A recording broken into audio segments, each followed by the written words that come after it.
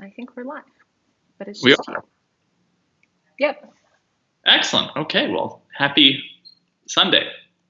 What are you eating or drinking or I am still on coffee. We were delayed this morning in having the second pot of coffee made. this is So, like a Marriott Bonvoy Platinum-esque brunch then. They're like, here's a croissant and a coffee or a juice and enjoy your right. Well, and it's such it's a little bit of a struggle here on the weekends because we're such early risers, and so typically it's like we're up and it's coffee and da da da. But not today. Like Nick got up at like 5:30, and I did not. So Well, that's good. Is it getting light earlier though? Because it is. Yeah, it got light at like 6:30. that is early. So Or is it? I don't know. I have no sense of time I anymore. think that's appropriate for spring because in the summer, when we get to like July, it gets light here at like 3:45. So I think we're That just is on early. pace. So where is everybody today, or what is everybody doing today, or eating or drinking, or from Japan? Hello from Japan. I'm jealous. Though there's probably not much fun going on anywhere, so there's probably not much to be jealous of, period. Well, maybe. I think like some places, especially in Asia, are back to mostly normal-ish, but with like lots of testing and interaction. Other than those cardboard boxes, apparently, that they're keeping people in at Narita, that did not look terribly comfortable. Right, Whatever the not exact terribly comfortable, situation. but like it's an option, I guess, I right? mean, that It's better is. than just sort of standing in the arrivals queue at LAX indefinitely. But are they there for for a few days, or I didn't even fully get what the system was there. I think it was until your test comes back, Oh, okay. Well, and then some that in some cases that's overnight. If any of the people from Japan know for sure how that's working, that would be great. We got people Charlotte, from Canada, from Frankfurt, Dubai, Ghana, San Ghana, Francisco, Sean. DC. Can Sean join us? I keep asking that. I should probably just ask Sean Yeah, directly. maybe just email Sean and be like, "Hey, how is I will send Thursday Sean an sound?" email. We need Sean if he'll agree to it. But it's from Ghana, Dubai. Hello, Tibbs 94. Look at that. San Francisco, Frankfurt Airport. Where are you going? Or are you working at the airport? Or what other reasons would one have to be at the airport? Maybe staying permanently at the Sheraton or the new Marriott Frankfurt Airport while sitting it all out. Salt Lake City, okay. Home, Minnesota, trying to be productive. This probably doesn't help. We're very helpful in being productive. We might inspire all kinds of like either a very productive list of like, oh my gosh, like I need to do these like miles and points things as I'm getting myself organized, or it might be a you know angry like, oh my gosh, it was a complete waste of time. Now I need to go and like scrub my bathroom because I need to feel productive for today. That is, Whatever Sean. kind of inspiration you want, we can do. Sean. We will, Miami Beach. Okay. Hello from not too far away. Starting new job. Okay. So, yeah, this is not like a fun time or maybe it is for it's a fun time, I think, at this point for pondering travel, because I've gotten to the point, there's like the stages of grief or whatever you'd like to call it. For a moment, I was like, oh, okay, well, I can plan out in advance. And at this point, I just have realized who knows when anything will happen. So it's just all in my head now. I'm like, well, that would sound fun. I did make a little note on my phone the other day of like the places I hope to get to within 12 months of whenever things happen again. Of whenever things happen. That Yes. actually makes me so happy to hear, because when I was in the shower this morning, I was like, I need to talk to Ben about like we need to get on the same page in terms of, and Angela, who's from Japan, is like, when is the US going to release the travel ban? Like we need to get on the same page about that in terms of everything, right? Because I think it's a long time. That's And what it might just be me being too pessimistic or complicated, but I think we'll be better off when we all sort of are managing our expectations. And well, so the that's added great to challenge. hear that you're like, yeah, these are great places to go to sometime, not great places to go to in May. Yeah, and the other thing is, I feel like it's almost going to be tricky once we can travel again in some capacity. It almost seems like the play is to plan last minute travel rather than in advance, because who knows, because if you're We've going to do been something. practicing for a decade for this, Ben. Exactly. So finally, booking last minute makes sense because I feel like you plan in advance, and if there's a second wave and then borders close again and then everything's a mess, I mean, not that we're rushing anywhere, but once things are okay-ish, I feel like I will be planning last minute rather than. Yeah, no, I think a lot of last minute. One of the things that keeps coming up, of course, is like, is 1918. And, everybody obviously got very irritated with the distancing and the quarantining over the summer. And so then you had, November, and you had the end of the World War One, and like parades and celebrations. And then 3 weeks later, everyone's sick again. So I think we have to be careful of that too, or conscientious. And so when That you're is talking about concern. last minute travel, it's like, okay, I don't want to plan travel within like 2 weeks of people being right Yep. ridiculous. Like it's going to be a Right. sort of different way of taking the pulse of a place.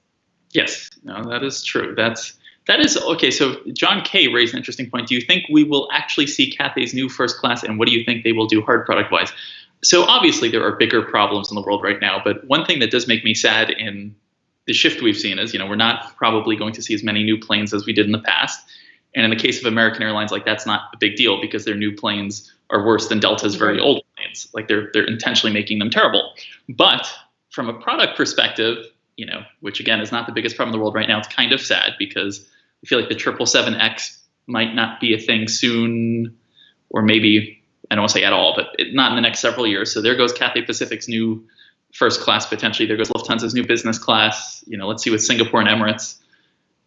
At this point, I'll fly anywhere in economy. So I don't Right. even. Well, so do you think though that this might inspire a bit of a reaction? So just like as we've seen in the past, like 8 years of like oil being relatively cheap and flights being very full and airfare being really low, like it made sense for airlines to increase density, right? Like how many more people can we fit on a plane? And oh, we'll do the slimline seats and we'll take out the IFE. Do you think this could inspire a reaction the other way?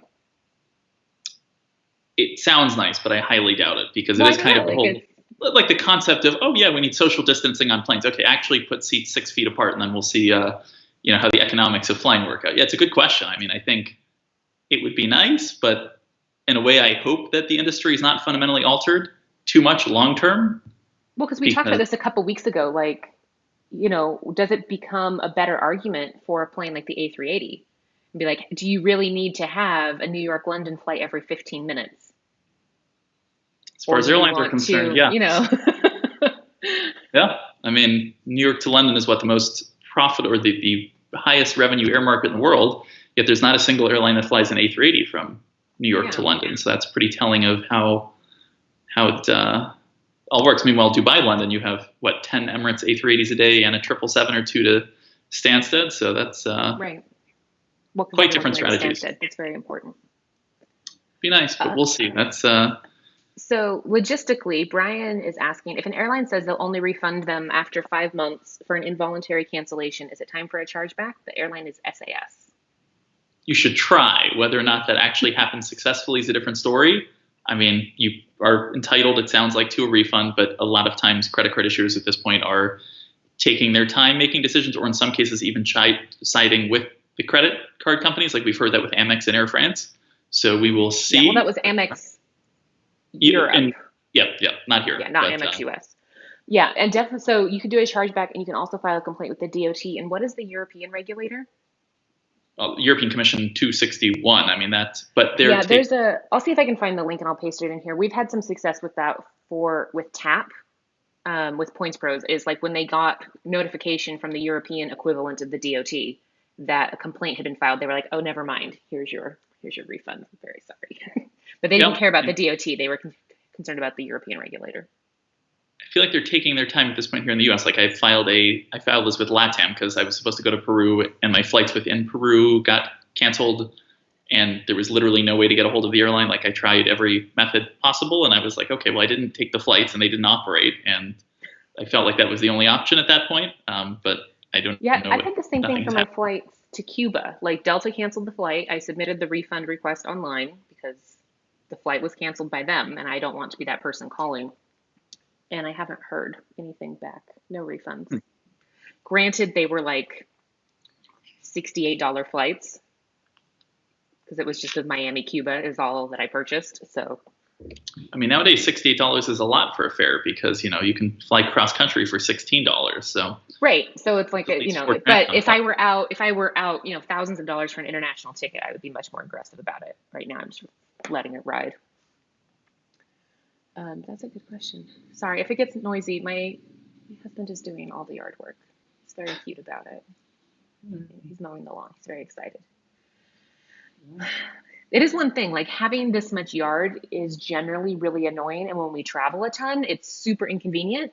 But right now, when there's nothing else to do, it's like, oh, I can go and be outside. That's so nice. I have so many outside things to do, like moving this rock from one side of the yard to the other. Um, okay, so Alex is wondering if you know anything about when ANA is going to be adding new first and business to additional US routes.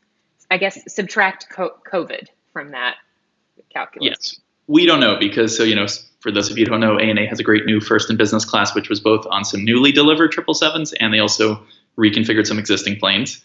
I think the plan was to have quite a ramp up before Cherry Blossom and then the Olympics this year. So all of the planes that they were going to reconfigure before that period, they did. So that was 6 planes, I think. So that covers London, Frankfurt, New York. But we've not heard more yet as to whether they're going to say now, well, since the Olympics aren't now, let's just do as many of them as we can. I think this is kind of an issue a lot of airlines have with liquidity, where it's like, this is a great time, in theory, to do work on your planes and to do whatever projects you wanted to so they can all be flying again. But of course, having money now to do those projects is a different story. Right. And staffing. I mean, we've been talking about that same thing, like, oh, let's do these projects that we've talked about doing, and we can all do them independently. But if you want to like repaint your aircraft, it seems like it would be a good time, but where do you get the people to do it and have them maintain appropriate, I mean, maybe a paint shop is different because you're wearing hazmat gear anyway. But so I would guess probably we're not going to see a whole lot of planes from ANA reconfigured in the next few months, maybe again in the winter before next year, but I would expect London, Frankfurt, New York, and if anything else happens, that's a lucky thing. Yeah. It's similar. Boeing said that they're resuming production on April 20th or 21st. No, 20th, Yes. Tomorrow, which I have a lot of questions about. Because one, like, does anybody want to buy your airplanes right now? I don't know. Maybe they feel like that's something they need to do. And then 2, schools are closed here until basically through the end of the year. Like the kids aren't going back to school. And there are a lot of 2 Boeing households in, Puget Sound area. So how does that work? Like you can't get childcare, but you're going to start, like, some of this seems a little aspirational to me. Yeah, the whole concept of building planes right now, I don't know how, in a way, it seems like a tough negotiation between airlines and Boeing because I don't know exactly how this works, but it is kind of an awkward conversation because both probably feel like they have the upper hand a little bit because airlines are like, well, Boeing, I imagine they meet somewhere in the middle if they're canceling an order and the airline pays some amount that's still less than, the cost that they would incur if they were to take delivery of the plane. But seems not fun. Right. Okay, something else maybe super not fun, but a question a few people have had is what would your suggestion be as to what to do with their South African Voyager miles? A lot of people have hundreds of thousands of them. What do they do? And is it different than what you've said about airlines like Virgin Atlantic or Virgin Australia, things like that, other troubled carriers? So along those lines, because this goes back a little bit, is that it seems like South African Airways is about to go out of business, but the question is what that's actually going to look like, because it seems like the airline as we know it now is probably not going to be around. But as Sean is mentioning in the comments, you have Mango, which is their low-cost carrier. You have Airlink, like you have a lot of routes that their subsidiaries operate, and it's likely that at least somehow some of that is going to stick around. So we don't know if this is going to be like a Swiss Air turning into Swiss thing many years ago, but like it's unlikely that everything is going out of business, I would think. As far as the frequent flyer program goes, that is the question, because typically if an airline goes out of business, either the frequent flyer program disappears with it or it's spun off. Sometimes that works well, sometimes it doesn't. Like Air Berlin Top Bonus stayed around for a while, but there were no good redemptions. We saw that Jet Airways Jet Privileges is still around, or was until recently. but you were really limited in redemptions. So as far as South African Airways miles go now, that's tough because if you redeem them on a future ticket like Star Alliance way in advance, chances are it's not going to be honored. It might be. It can't hurt to try. Right. It's been like 50-50 historically on with those, Yeah. right? Like whether or not an award ticket is on from a defunct program is honored, So which is if still there better than zero, to be exactly. clear. So unfortunately, if there is a chance to redeem it for like merchandise or something, which there probably is not at this point, then I would go with that. Otherwise, I would just book some ticket, hope for the best, and if not, then hope that whatever survives of the airline absorbs the program. Even though I think they might keep the program but wipe out everyone's miles given the financial situation. So is a Right. That can crappy happen situation. in like a bankruptcy situation. The other thing is that like please don't have hundreds of thousands of miles in South African Voyager. Like I realize you need hundreds of thousands of miles in order to redeem for anything, but a lot of these programs that don't really leverage their loyalty programs well, they're not positioned well, for future or doing anything with those loyalty programs. And it's not like the redemption values have been great. Trying to think of anything that's like, oh, there's the sweet spot in the Voyager chart. It's not an I amazing guess flights to St. Helena. But well, you can also book that with Star. It's not a great program. not really an amazing program. So you did a blog post yesterday about places in the US that you were looking forward to going to. And you listed a couple of hotels, and then people listed a lot of places in the comments that they were like, oh, Ben, you'd really enjoy going here. Was there anywhere that jumped out and you were like, oh, I hadn't looked at that before. That sounds really intriguing. Yes, as far as destinations go, right? Well, yeah, because I mean, it's just maybe it's a different approach. Like, there's a lot of places I want to go despite the lack of good hotels.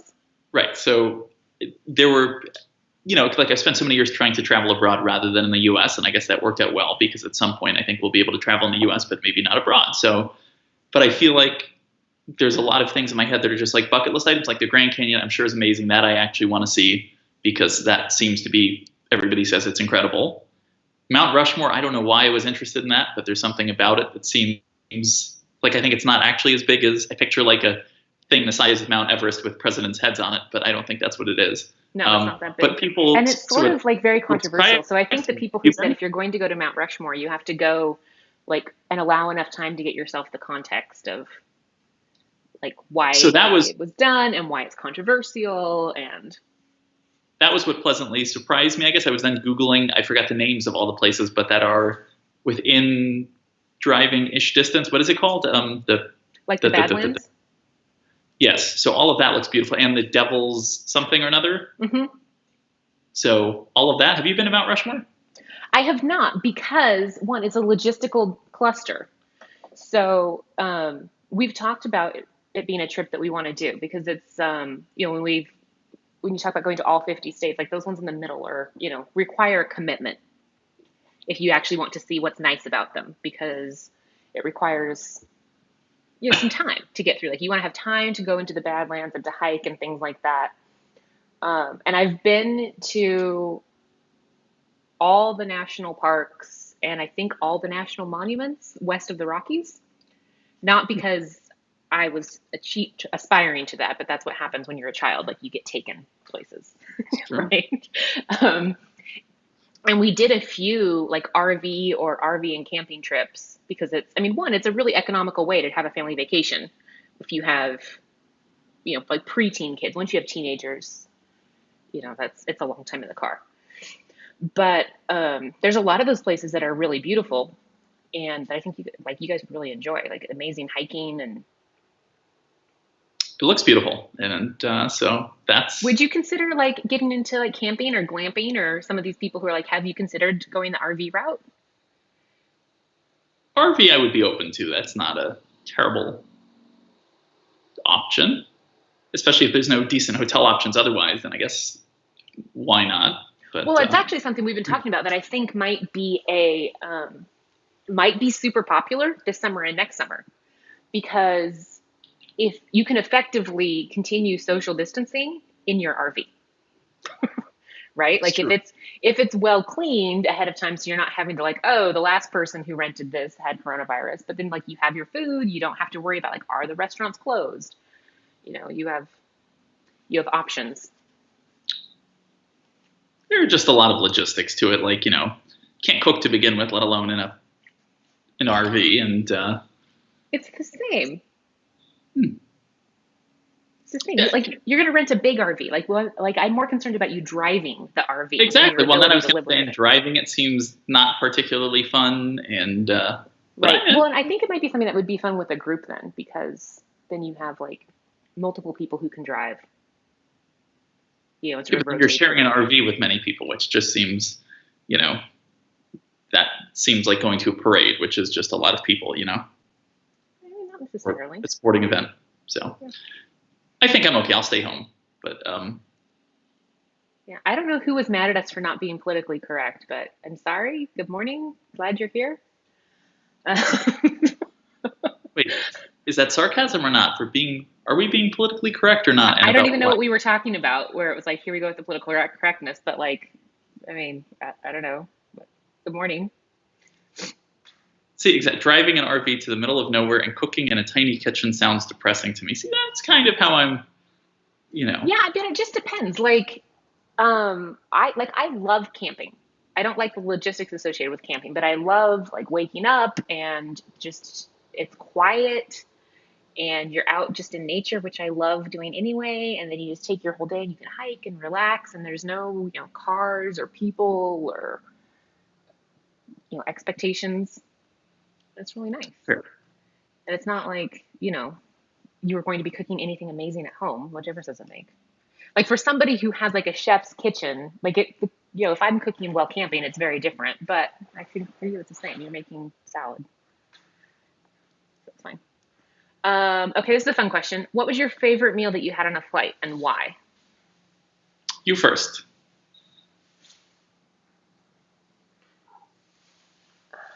Okay, so historically, this is sort of funny. Historically, my favorite meal on a flight would be the British Airways first class afternoon tea, because I just feel like that's such a ridiculous thing in the fun presentation, and especially, they'll do like the tower thing, but now I can't eat any of that. So, or I could physically eat it, but it wouldn't end well. Um, but I'm really into presentation. Matters to me a lot. It's like Etihad's mezza would be at the bottom of the list because it just looks terrible.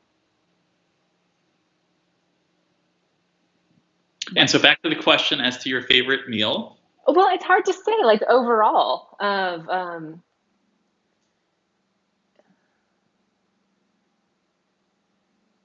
I don't know. I mean, in general, I don't feel like airplane food, like the whole meal, start to finish. Is that the question? Like, does it have to be the entire You thing? can Or interpret it how you like, so that's what I'm whatever. saying. Like the whole meal, start to finish. Then, like the afternoon tea is really great. The afternoon tea that we did on Thai on that really short flight was also great. Where were we flying? Obviously from Bangkok to Hong Bangkok to Kong, I think. somewhere. Yeah, Hong Kong. Oh yeah, that was a lovely airline meal, even though you were so sick. It But I think was, we yes. drank like two or maybe three bottles of champagne on the like 2 hour flight. I felt better then. Yeah, that was. Yeah. Yeah. What So about you? I will answer the question and say, in business class, I would say Turkish Airlines. Any flight out of Istanbul has incredible catering and the attention to detail and effort and presentation and quality to food and the caffeinated beverages, top notch. So Turkish in business. And in first, I would have to say Emirates. When any Emirates non 3 a.m. flight, when you take the whole thing into consideration, which is between the alcohol and the food and the ability to shower after you have a meal, I think that's part of a good dining That's an experience as experience. That's well. not a meal. And like the meal, like I hate to be controversial, but like Emirates has, I mean, the food's not good. Yes, it is. They have amazing. Their meze is excellent. Their caviar is excellent. And at The that point, if you've caviar is had, terrible. It's like cheap Chinese caviar. it depends where you're originating. They do have Iranian on non-U.S. routes, I believe. So I'm gonna go. I'm gonna go with that. And as a second, I would go with the A&A Japanese meal, maybe. And that's final answer. Okay. Good question. I'm sure I could. Sure, there's a few more there, but those are my top picks. That's Does anyone So you, else have a favorite? yeah, you guys should chime in with your other, Yeah. with like if you guys have favorite meals um, on flights. I think do feel like it's such a whole range. Like there's things where I like the concept of the meal, like the Singapore's Book the Cook. Like I like the concept, but whether or not it's executed well, there is sometimes little variation in that. Um, True. so Ethan Yeah. is asking, you guys mentioned the lack of good hotel options around Mount Rushmore. Any other places high on your bucket list where the hotel options disappointed, or even future tense, probably most likely disappoint? What do you think? Do I have to start with all of them? Yeah. No, I'm going first for most. So you first. Okay. Most of the places I want to go, or have mediocre hotels, I think is sort of the challenge. Or they have amazing hotels that are way beyond what I would consider acceptable to pay. Like they're just so far beyond my travel budget.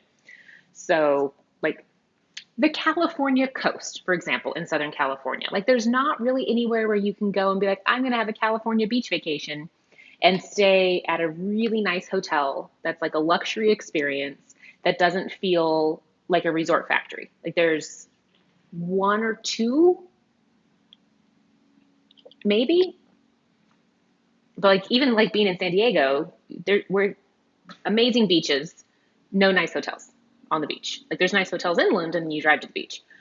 Um,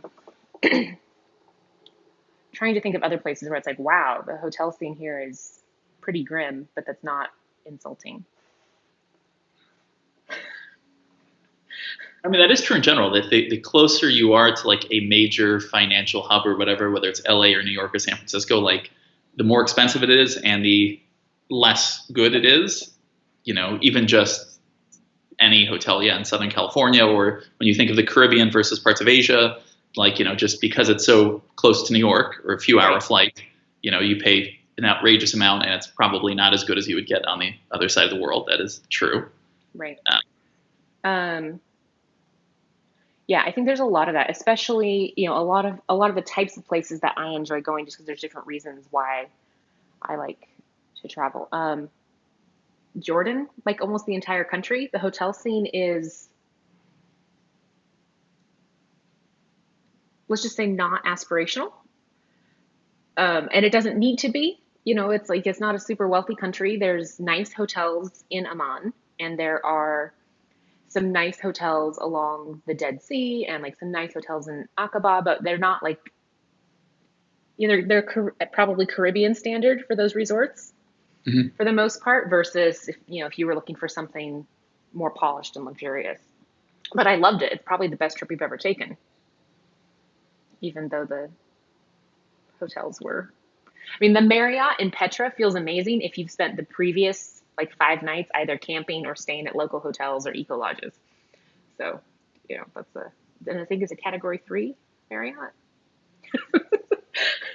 Which ranges in cost probably at this point from like 5 points to 60,000 points a night with their Right, right. What seasonal. about you? What are some other places where you felt like the hotel options disappoint? Or let's even flip it and be like, where are some places where you felt like the hotels were surprisingly good, given. I mean, you have, so I love super luxe places in the middle of nowhere. So that's pretty easy, like where you wouldn't at all expect there to be a hotel. So, for example, on that extreme, Fogo Island Inn in Newfoundland, Canada, um, is incredible. It's built on a small island where you wouldn't expect anything with a few thousand people. So that's cool. So there's a lot of places I think like that.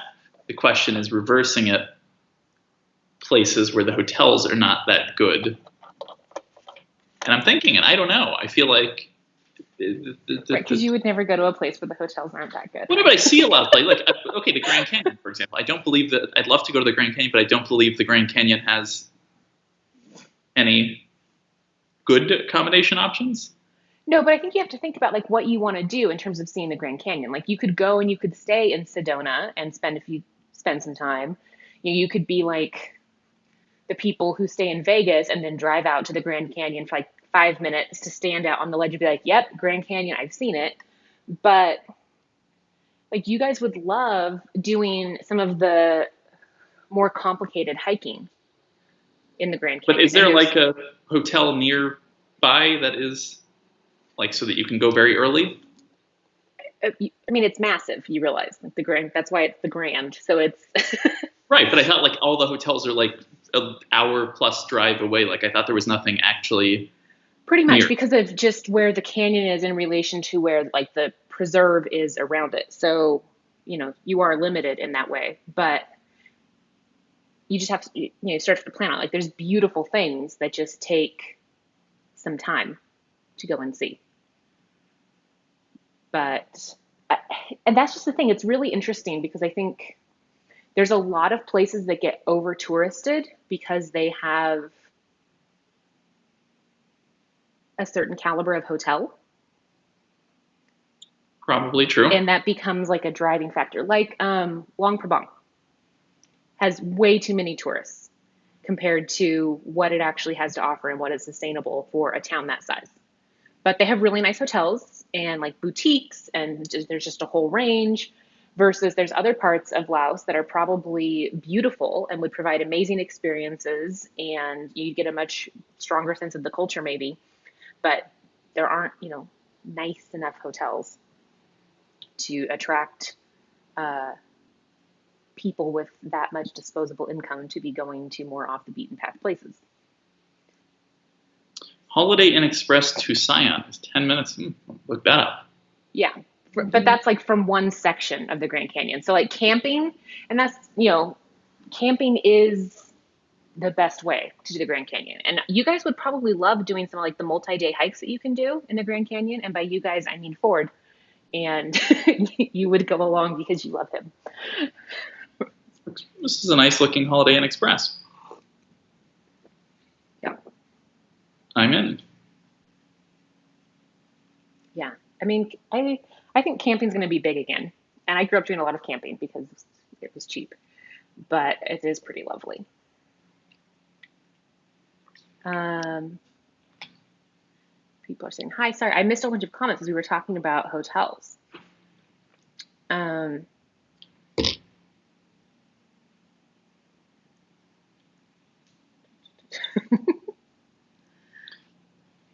Let's see here. People are saying hi. Hi, Rohan. Hi, Justin. Hi, people are saying hi. Yeah, I just want to tag on to what Jason was saying here. Like any first class that provides just a supper option is a disappointment, period, when you talk about like the meal service. Like there should be an option. And they are talking about they flew A&A to Frankfurt in first, and it leaves at midnight. The food is terrible. Like there's not really any service. It also describes all Qantas flights as well. True. It's like, what, you got like an 18-hour flight, and we have soup and That's about it. a panini, and that's about it.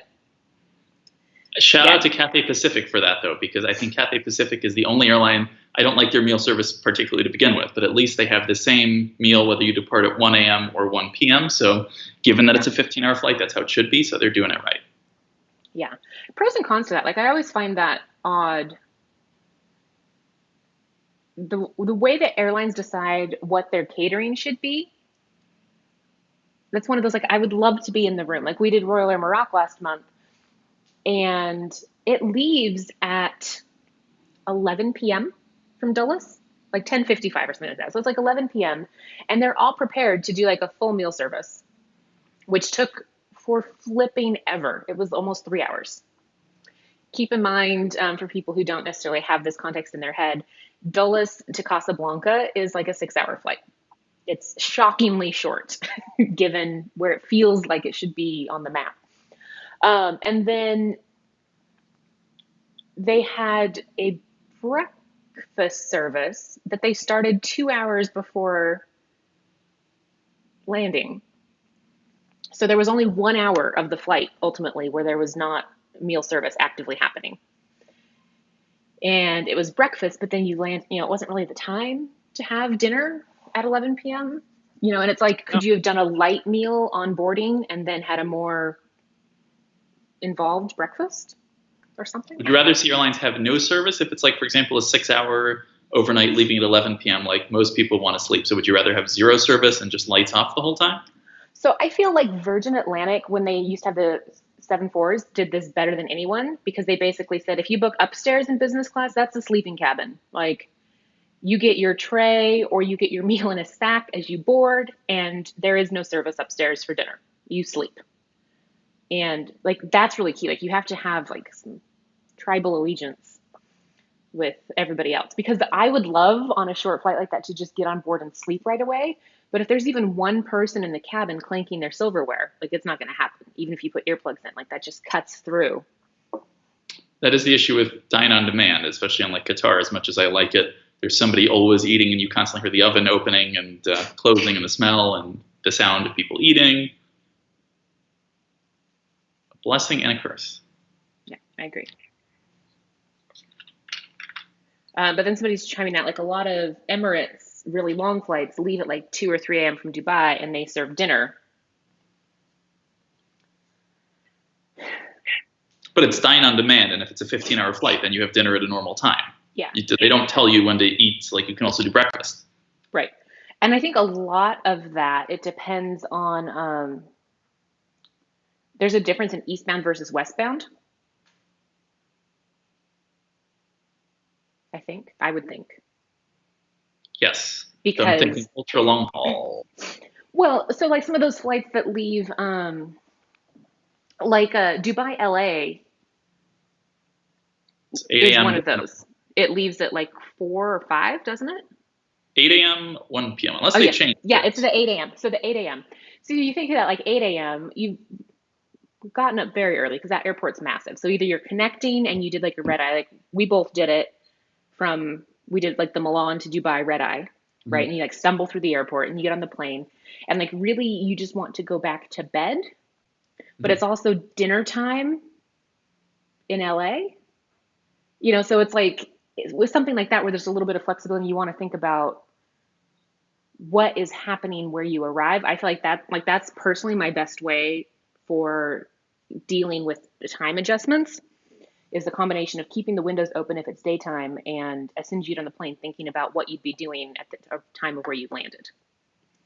So Yep. it's like, okay, you know, if I'm boarding a New York London flight and I'm getting on the plane at 7 p.m., if I were in London, I would be asleep. So I would like to be asleep. Which is true, but it's sometimes easier said than done. Because, like, for example, if I'm going to Europe and it's a short flight, if you take, for example, a 6 p.m. New York, London, and you get in at 6 a.m., of course, you should be sleeping the whole time, but actually sleeping at 6 p.m. when you're on that time zone can be tough as well. Like, airlines are screwed if they do, screwed if they don't. Like, Yeah. there's no perfect way to go about it. And that's a tough thing because it's nice to have flexibility, but if you have flexibility, then there's constant noise Yeah. versus, yeah. I love how the people who are trying to be like, what? Emirates is dine on demand? Oh, really? But I've only flown Emirates first. Is the rest of Only the in plane first. not dine on demand? Only in business, it's weird that they don't because Emirates or Etihad and Qatar both Wait, have. really? Yeah, no dine on demand in business. Really? No, they Wow. have That's very much an that's assembly awkward. language, but as they should in a way because the business cabin is huge on the A380 Right. and on the 777 you have middle seats, so like Right. serving So some I meal. guess you can't do dine on demand with a three across like middle seat section business class and not have a riot. I mean, they've tested it, and it hasn't worked very well, so they're back to Right, not doing because you just need like one person in the middle of the cabin in the middle of the seat to be like, oh, I'll have the lamb chops, you know, in the middle of the night. And everyone would just absolutely lose their minds. So my takeaway from that is don't play Emirates business, which was my takeaway prior to knowing that information. But it's So we've actually, come full circle on it. I'm gonna say though, when I flew from Dubai to LA, I actually enjoyed the fact that nobody was being served food for like 6 hours at a time because you could actually sleep and the cabin was quiet. Versus like on Qatar, there's constantly someone eating and the noise associated. So it sucks, but there is also a benefit to it of like it was actually quieter than any other long haul flight I've taken. So it's a blessing and a curse and Yeah, everything. yeah, and I agree with that. Yeah, the Qatar is annoying as well because it, like you're saying, it's just the constant clanking and clattering all day night. Okay, so we talked about this the other day, but not everybody was on the call. So Victor has his $550 annual fee for his personal Amex Platinum. What does he do? Do you call? Will they waive? Will they reduce? How are we feeling right now about these cards? I have not seen, Chase has for some people offered to issue $100 statement credit, but they also just raise the annual fee by $100, so that kind of just offsets that. I do think premium card issuers should at this point be in some way reducing the fee or offering some sort of benefit that offsets it, because when the primary benefit of a card is, travel perks and you can't travel, the value of that is limited. So the problem is like they don't seem to be doing a whole lot yet. So if I were in Victor's shoes, I would call them and explain the situation and say, like, it's just not worth it to me because I can't travel and Centurion Lounge Access and Priority Pass and all this is not worth anything, and see what they say. But I haven't seen many data points yet of them I offering much. have seen some people, especially particularly with the Platinum Amex, if you typically spend a lot on that card, there's some pretty substantial, like, okay, well, we can't waive the annual fee, but we will give you X many membership rewards points, either just for keeping it or for spending, some amount on the card in the next 6 months or things like that. So I think it's probably, Yep. I wouldn't expect that they will waive or reduce, but I would expect that there would be some incentive if you call and are nice. Yep. I mean, I would try. It sucks though. I called Amex a few days ago and was offered $500 credit or 50,000 points. Wow, Yeah. Teresa, how much do you spend out of curiosity on your card? Because that is a really good offer. Well, and that's in line with what I've seen. So, like, depending on how much people spend on their cards, especially some like business platinum card holders who spend, $1 million a year on the card, are getting really significant And in Europe, there are bonuses. reports in Germany. I saw that platinum members are being offered 41,000 points, which is the, I guess, points equivalent of 3 months of the fee. So, Yeah. and that's, So, yeah. and that's just the thing. Like these programs, especially when they're like pre-buying points from loyalty programs, they might have more flexibility with giving out membership rewards points than they have with the annual fee. So I think it's worth calling. Maybe we should do that then. Like that should be our Tuesday activity, is like, let's just call on all the, so we can get multiple data points, right? Of just all Do the we have any cards that annual we have. fees coming up? Because I guess it doesn't matter either way. You could do it, but I wonder, I have to see if any of my fees Right. are But I due. think so we can just we can just sort it out, like annual Yep. fee due this date, because like if you and I both call for our spouses and our parents, that's like a dozen data True. points. So This is a cute question from Sean. With the trend towards universal mask usage likely to become a global phenomenon, would passengers be willing to pay a few bucks for a branded airline sanitizer kit with a branded mask, gloves, and hand sanitizer? people buy all kinds of things. I mean, Would you pay for it? no, but I don't fly economy. So, but I feel like in economy that might go well. I would pay a lot for a branded airline anything. So if it's Right. airline Those are the branded, two I'm so in. extremes. So Like I I will, would pay nothing because I don't want more airline swag in my house. if I have to wear Ben a is like, face mask, absolutely. if I wear a face mask, I would like it to be Global Ghana Airlines branded, and then I would be um, Right. Now, in. what if there was like a teddy bear in PPE? That I'd buy that, right? Like the COVID-19 airline bear, and then the flight attendant has like a little mask. That's maybe That different. would be cute. The new Singapore girl uniform that they have they have really cute teddy bears on Singapore, so I would do that. That is, Or what was the cutest teddy bear? Gulf Airways. they have a cute with the full, yes, very cute. What's your favorite gift from flights? Like something not that you could purchase, but like the Dutch houses, the Lufthansa ducks, the Singapore little birthday bears. You basically just mentioned them all. Yes, the Well, Lufthansa in the first comment, class. I don't know. Oh, okay. The first class ducks are, of course, Lufthansa first class terminal. To get those ducks is always fun. They have the little Dutch houses on KLM.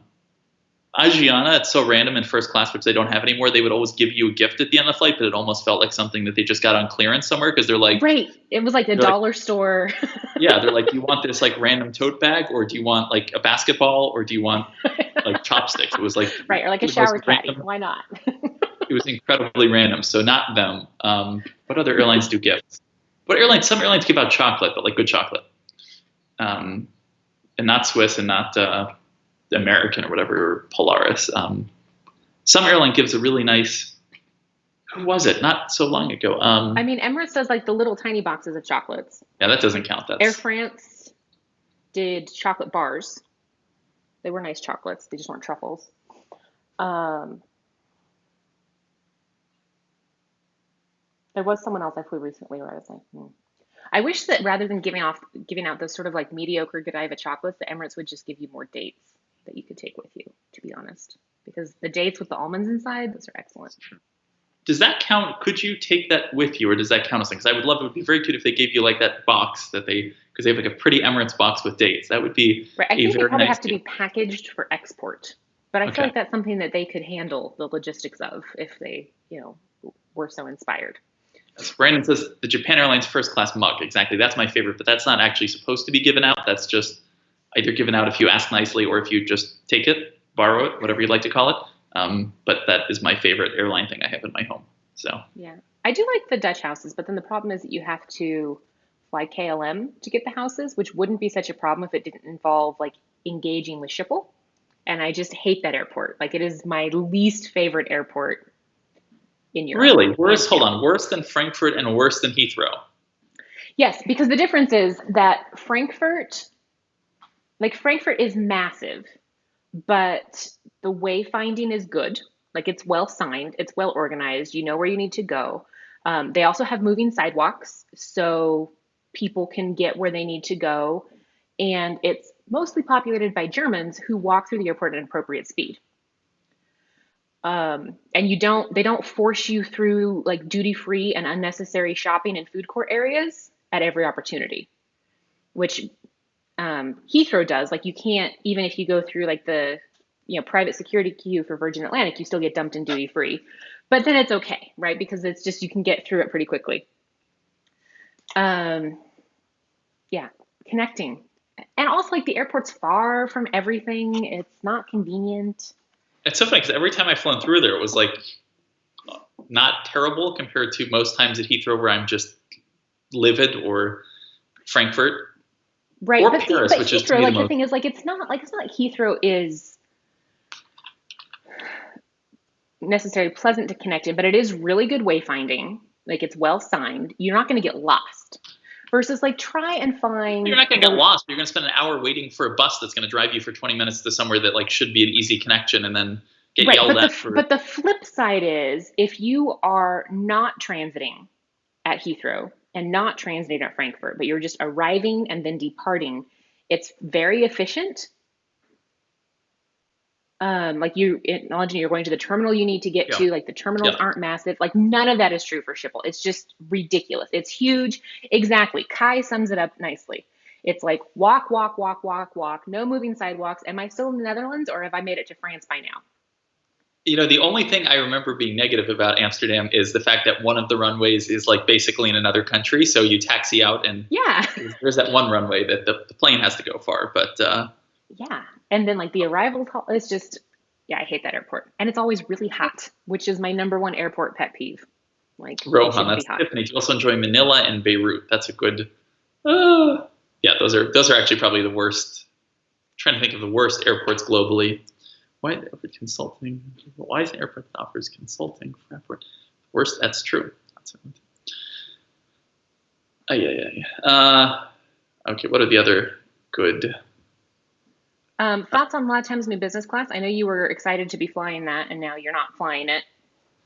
It looks very nice. I'm intrigued because they have it on a 767 as well. So their new business class with 4 abreast seating that's staggered, which seems very dense for a 767 because like United, their Polaris is great on the 767, but it's 111. So I'm curious to see it. It looks great. Um, they've done a really good job reconfiguring planes. Like they reconfigured over 6 months, 70 or 80% of their 777s, and so they're making good progress there. And looks nice. Hope to fly it soon. Um, what else is there? You're scowling. You should not scowl. It's you It's can't. right.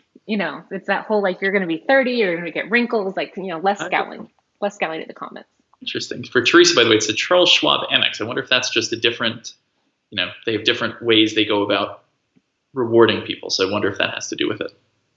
Yeah, and I think a lot of it too will depend on like your spend and when your annual fee hits and everything like that. Um, okay, so this is interesting. We were talking about this when I was in Morocco because at that moment in time, when was that? Like March, single digits in March, March 8th or 9th. And we were starting to see like cancellations and things were sort of starting to unravel, but hadn't really fully unraveled. And you had United basically come out and say like, we're not going to do anything for elite members. Stop asking. And other just like really obtuse responses to the public when it seemed like really at that point in time, like all you had to do was say nothing. Like the best PR strategy, at least that week and the following week, was just say nothing and let it shake out. So David is asking, like, who do you think won or is winning the airline PR battle? So there's I think a PR battle, and then there's the companies that actually did good in all of this. Like I think they're not necessarily one and the same. I would say probably Delta. They were the first to do full refunds, and they were the first to do full status extensions. So, and I think in general they come out of everything looking good, even though I think Delta is going to be more damaged by this whole situation than any other airline, but that's a different story. Versus I think American looks fairly good in all of this, and I think United probably looks the worst. That's my take among U.S. airlines. Among hotels, I think Hilton looks surprisingly good. Then Hyatt and Marriott in the back. What do you think? Yeah, I mean, I think it's been interesting, especially,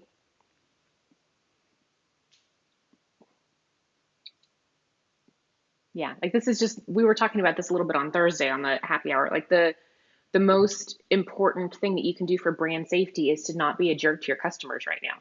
Like that's going to stick with people. The fact that like, wow, Southwest made it really easy. Like granted, they didn't have to change anything. They just had their normal policy, but they got a lot of credit for, oh, they just let me cancel the flight and just put the funds in my travel bank. Or, oh, I had booked with points and they just let me cancel it. That's amazing because the average consumer doesn't know the intricacies of these policies.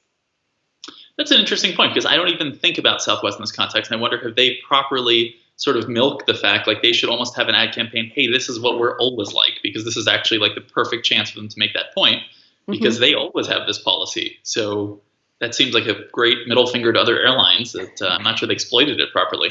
Right. Well, and like Alaska, like always lets elites, like if you're MVP Gold, or you can cancel any ticket and just get the money in your account. No questions asked, no change fees. Yep. And that's hugely valuable. But of course, we're not talking about that. Similarly, do you see airlines working with credit card issuers to offer historic sign-up bonuses? This person would love to see a huge Alaska offer. I will say that a huge Alaska offer is probably the last one that will happen. They're very committed to their 40,000 mile bonus. And yes Bank of and America is a challenging co-brand partner. I mean, so there's a lot of different things working against one another here, sort of. We have the fact that, for example, there's reports today that Chase may be tightening like business applications, the conditions under which they'll extend credit. Like we may, for now, see credit tighten up a little bit where card issuers won't be as generous with approving people. And along those lines, they may be more interested in servicing existing customers rather than getting new ones. So when there's a recovery, when airlines start flying again, it's a possibility, especially, we just saw Hilton sell, was it $1 billion? What am I, how many points? My brain's not working today. They sold a lot of points to Amex. Yeah. Pre-sold. Was it $1 billion? Why is my 500 It's like billion? you could have rounded up to it. You could have called it nearly $1 trillion. It was like a lot of billions. Billion points or something. Sorry, 500 billion. Now I sound like that. It's not $500 billion. That's a lot. But a lot of points. But I mean, with them selling so many points, they also will have a lot of points to then issue to card members. So I think we could see a lot of promotions from card issuers, and whether that comes in the form of rewarding existing spending, like I think we could actually see more bonuses where there's a reward for spending on your card beyond what you'd usually have. And that's at least the case with Hilton. We'll see if United and Delta also pre-sell miles to Amex and Chase, then I think we could see something similar there. So I wouldn't be surprised to see it, but not right now. Yeah, and I think too, The thing to keep in mind, and I know this is sort of tricky for the 1 mile at a time audience because they tend to be more comparatively affluent than other audiences, that we might not be thinking about this, but something that card issuers are really concerned about across their portfolio is people not defaulting on their credit cards. And like we would, it's hard for us to think of because we're always like, pay your bill every month and pay it in full and don't carry a balance. And so that when you look at, okay, we have this sector of travel and rewards cards that is historically like very lucrative for us because of the swipe fees, but we also have all these other cards in our portfolio and all these other consumers, and there's a lot of risk there. So we are probably going to see, at least in the short term, more of a focus on that segment and what they can do to control that risk, which might mean tightening approvals down across the board. It might mean not incentivizing new customers at all for a minute because they don't really want new customers because, again, they're concerned about this risk. Until they get their policies more dialed in or do more market testing or do that analysis to be like, okay, we can focus in really specifically on this segment and it will be okay. And it helps us spread that risk. So Ben, changing gears again. So Rohan was asking, he's become increasingly frustrated by Americans' ghost inventory with One World partners, for example, Finnair. How are or were they still getting away with this? Unfortunately, bad IT seems to be a just generally accepted practice in the airline industry, which I guess isn't surprising when you look at the technology they're using and basing this all off of. So I think we're going to continue to see that. But, as savvy consumers, if you're looking at different award search tools, you can compare inventory that American shows versus what British Airways shows versus what Qantas shows. And that's something, especially when you know which partners don't correctly display inventory, then you know also where you need to reference and make sure that, Qantas and American show that award space. So right. I don't think they'll fix it anytime soon, but no, I actually think it's going to get worse because we're seeing more airlines move to, tools like what Amadeus has where they allow you to do more segmenting based off of origin and destination and do those married segments. Yep. And once you have the technology to do that for your revenue fares, you may be able to layer that into your award inventory, because that's more of a technical limitation than anything else. So if you're able to really, like that's the goal, right? If you're an airline, is you want to sell every single seat for the most you possibly can. And award seats are distress seats for the most part. So it's like like Finnair has a lot of origin and destination logic now in a lot of married segments. So sometimes it's not that American is wrong. It's that they just aren't able to parse. I just lost my words because my husband is sledgehammering a tree stump, which seems like a lot for a Sunday morning. The trend of married segment logic with awards is really frustrating. Like I totally understand the concept of married segments for paid tickets, but when you look at the way that award tickets are structured differently, for those of you, by the way, who don't know what married segment logic is, in other words, an airline might be willing to make an award seat available from Dallas to Hong Kong if you're connecting rather than if you're flying nonstop. Or let me give an American example. So Dallas, Hong Kong in business class might cost 100,000 miles, but if you're flying from Miami to Dallas to Hong Kong, it might only cost 50,000 miles. And the logic is that somebody is willing to pay a premium for nonstop. So in markets where there are nonstop flights, generally people will pay more. So they sometimes will only make award seats available with a connection. And I think that's really annoying with awards because awards don't follow the same fare rules as revenue tickets. And so, for example, Aeroplan, you can piece together parts of an award, and that becomes kind of impossible when you're dealing with married segments. Right. And it's interesting. Like, I would actually love to talk to somebody who works in revenue management and has worked in revenue management for a time, not just somebody who's been working there for 10 minutes.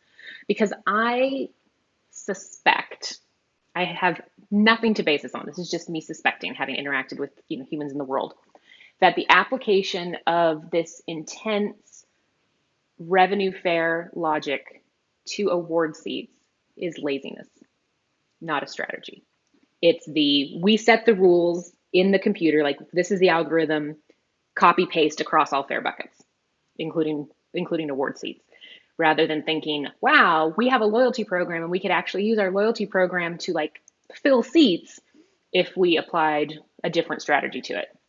So maybe there's somebody here who works in revenue management who wants to talk about this with me. It could be off the record. I'm just really curious.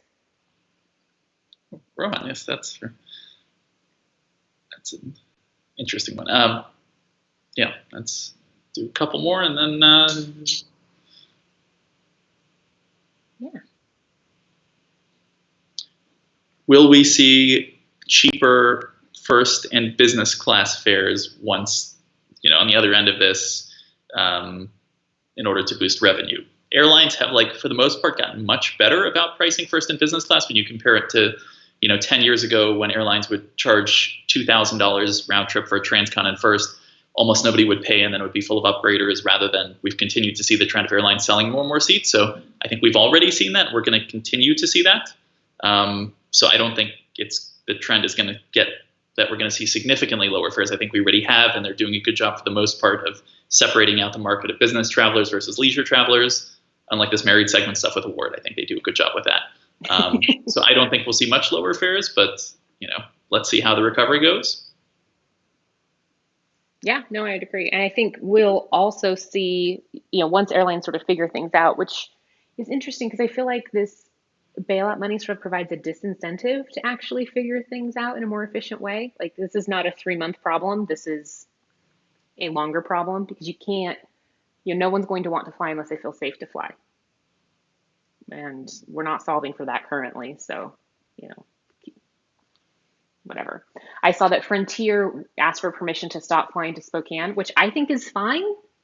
But apparently it's, most of these airlines that are applying for waivers to not have to serve a certain airport, they're not receiving permission to stop service, which I think is crazy. Like, why does Frontier have to keep flying here? No one's flying. No one cares.